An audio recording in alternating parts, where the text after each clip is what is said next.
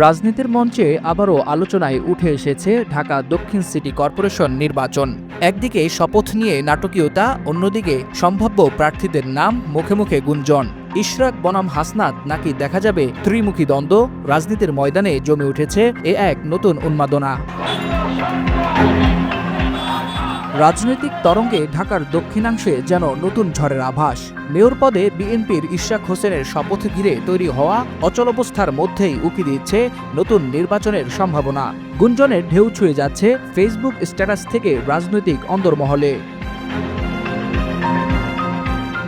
ঢাকা দক্ষিণ সিটি কর্পোরেশনের মেয়র হিসেবে তার শপথ না পড়ানোর জন্য একটি রিট খারিজ করেছে হাইকোর্ট।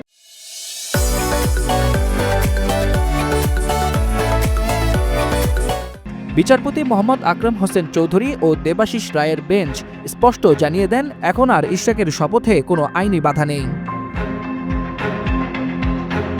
কিন্তু শপথের ছায়া মারিয়ে আলোচনায় এখন নির্বাচন।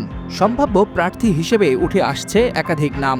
ইউনাইটেড পিপলস বাংলাদেশের প্রধান সমন্বয়কারী রাফে সালমান রিফাত তার ভেরিফাইড ফেসবুকে লিখেছেন, ইশরাক বনাম হাসনাত নয়, হতে পারে ইশরাক বনাম হাসনাত বনাম সাদিক কায়েম। সেই সাথে প্রশ্ন রেখেছেন, খেলা হবে, তবে এ নিয়ে এনসিপি থেকে বা হাসনাত আবদুল্লার পক্ষ থেকে কোনো বার্তা বা আভাস পাওয়া যায়নি। এনসিপির দক্ষিণাঞ্চলীয় মুখ্য সংগঠক হাসনাত আবদুল্লার নাম আসতেই আলোচনা আরও উত্তপ্ত হয়।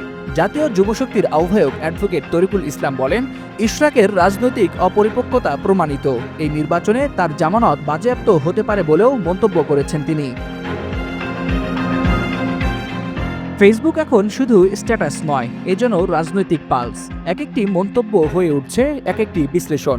ঢাকার রাজনীতির বাতাসে সঞ্চার হচ্ছে এক অদৃশ্য দাবার চাল।